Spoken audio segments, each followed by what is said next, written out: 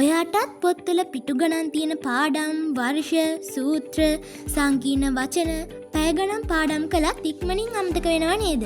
හැබැයි මීට අවුරුදු 3-4කට කලින් අහපු සින්දුවක පදපේලියක්, කවියක් අදටත් වචනෙන් වචන මතකයි නේද? ඔයා නිකන් හරි හිතලා බැලුවද ඇයි එහෙම වෙන්නේ කියලා? ඉතින් මම අද කියලා දෙන්න යන්නේ මේ ක්‍රමය පාවිච්චි කරලා කොහොමද පාඩම් කරුණු හැමදාටම මතක තියාගන්නේ කියලා. එහෙනම් අපි මුලින්ම බලමු සාමාන්‍ය විදිහට පොතක් බලාගෙන පාඩම් කරද්දී මොලේ ඇතුලේ මොන වගේ ක්‍රියාවලියක්ද වෙන්නේ කියලා.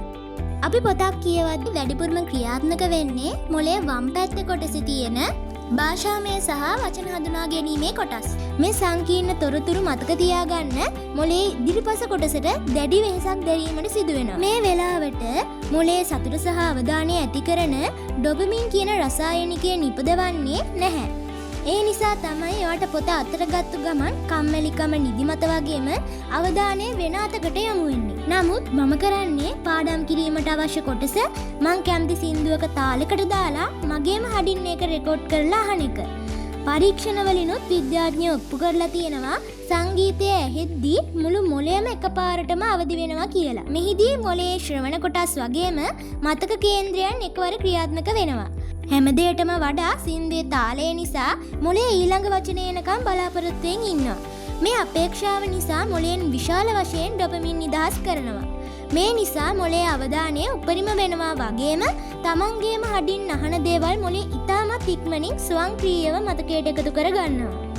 පොත් පාඩම් වලට වඩා සින්දු ජීවිත කාලයටම මතක හිටින්න බලපාන ප්‍රධාන හේතු කිහිපයක් තියෙනවා. එකක් තමයි මොළයේ සාමාන්‍ය මතකයේ ගබඩාවන ස්ථානයට වඩා හාත්පසින්ම ආරක්ෂිත ස්ථානයක තමයි සංගීතය සහ සින්දු ගබඩා වෙන්නේ. ඇල්සයිමර් වගේ අමතක වීමේ රෝග හැදුණු අයට තමන්ගේ නම අමතක වුණත් පැරණි සින්දු මතක තියෙන්නේ මෙන්න මේ හේතුව හින්දා. අපි සාමාන්‍යයෙන් පාඩම් කරන්නේ විභාගයේ ඉලක්ක කරලා කිහිප වතාවක් විතරයි. හැබැයි අපි ආස සින්දුවක් අපි නැවත නැවත අහනවා. මේ නැවත නැවත ඇසීම නිසා එම වචන මොලේ ස්ථීර මතකයට තදින්ම කාවදිනවා. තව එකක් තමයි සින්දුවක පේලි එකිනෙකට ගැලපෙන තාලයකට සහ එලි සමයකට තියෙන නිසා මොලයට ඊළඟට එන වචනය අනුමාන කරන්න ලේසි. එක වචනයක් මතක් වුණාම සින්දුවේ තාලයේ හින්දා ඉතුරු වචන නොකැඩී මතක් වෙන්නේ අන්නේ නිසයි. ඉතින් මම මේ වීඩියෝ එකෙන් ඔයාලට කිව්වේ මම හොයාගත්තු සරල පාඩම් ක්‍රමයක්. මේ ක්‍රමය මට ගොඩක් උදව් වුණා පාඩම් කරන ලේසියෙන් මතක තියාගන්නත් දිගටම මතකයේ රඳවා ගන්න.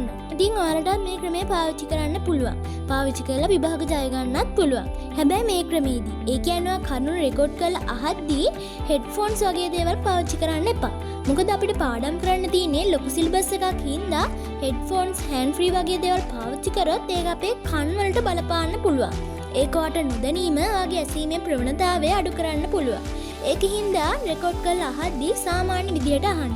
ඒ කියන්නේ හෙඩ්ෆෝන්ස්, හෑන්ඩ් ෆ්‍රී වගේ දේවල් පාවිච්චි නොකර ෆෝන් එකෙන් සාමාන්‍ය විදියට අහන්න.